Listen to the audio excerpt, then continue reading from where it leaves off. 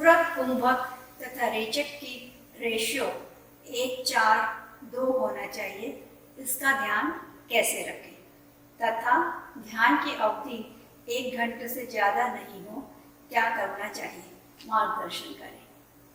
प्राणायाम के विविध रूप योग शास्त्र में कहे गए हैं। कितनी देर में सांस लेना, कितनी देर भीतर रोकना, कितनी देर में छोड़ना, कितनी देर बाहर रोकना, इसकी अलग अलग प्रणालियां हैं। मैं नहीं चाहता कि आप एक फिक्स्ड रेशियो में करने की सोचें।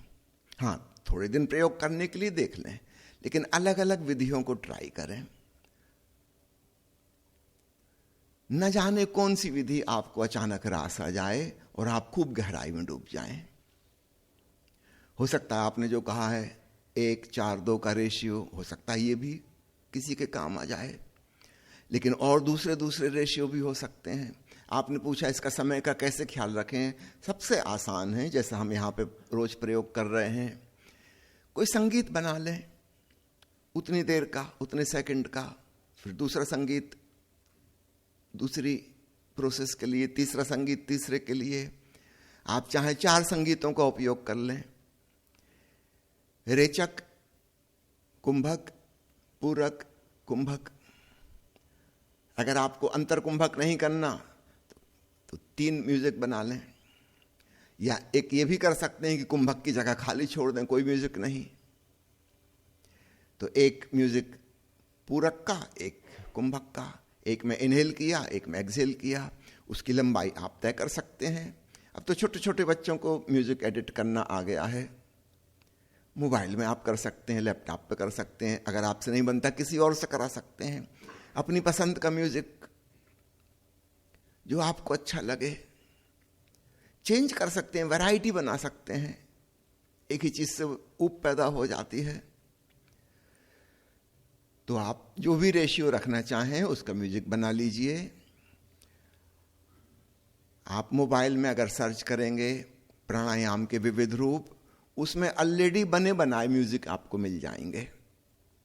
आपको केवल वो डाउनलोड करना है और उसमें आप चेंज भी कर सकते हैं। मान लो 1:4:2 का रेशियो है, उसमें ऑप्शन है, अगर आपको बदलना है 2:4:2 करना है तो आप वो कर सकते हैं।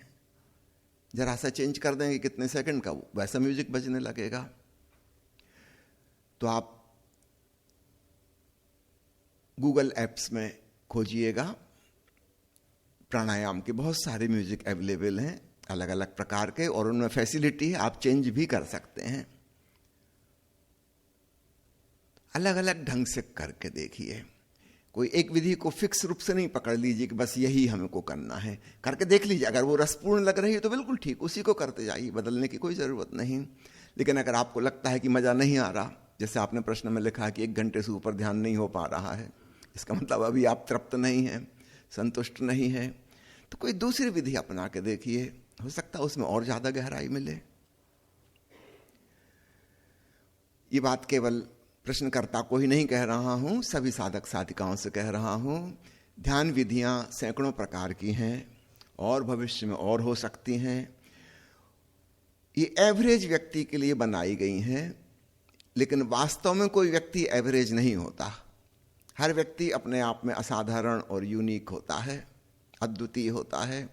तो थोड़ा सा प्रयोग धर्मी बने, एक्सपेरिमेंटल बने। आपको खुद जरा सा हेर फेर करके तलाश करके देखना है। और जो चीज आपको जचेगी वो एकदम से आपको 2-3 दिन में पता लग जाएगा कि वाह, ये हुई जोरदार बात, खूब गहराई मिलने लगी। दूसरी बात आपसे निवेदन करूंगा, यह आग्रह ना रखें कि 1 घंटे से ऊपर ध्यान होना चाहिए। जितना हो रहा है उसके प्रति धन्यवाद भाव से भरें।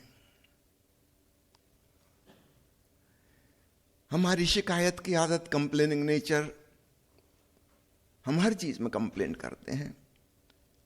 1 घंटे से कम क्यों हो रहा ध्यान, परमात्मा से शिकायत हो रही है। नहीं, इतना हो गया, ये क्या कम है। इसके लिए सेंस ऑफ ग्रेटिट्यूड डेवलप कीजिए।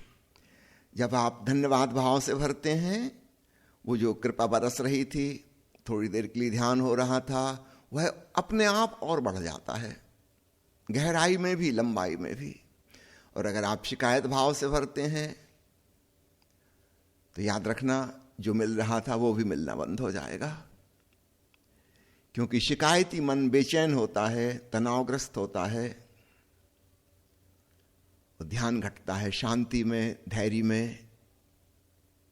जब हम चैन की बांसुरी बजा रहे हैं भीतर, हमें कोई जल्दी नहीं है, कोई हड़बड़ी नहीं है, कोई आग्रह नहीं है कि ऐसा हो कि वैसा हो, तो निश्चित रूप से ऐसा व्यक्ति तो शांत हो ही जाएगा। वो जहां हमारे मन में भावना आई कि ऐसा होना चाहिए, वो होना चाहिए, ये क्यों नहीं हो रहा, हम उद्विग्न हो गए, एक्साइटेड हो गए, और वो जो थोड़ी बहुत शांति मिली थी वो भी गायब हो जाएगी।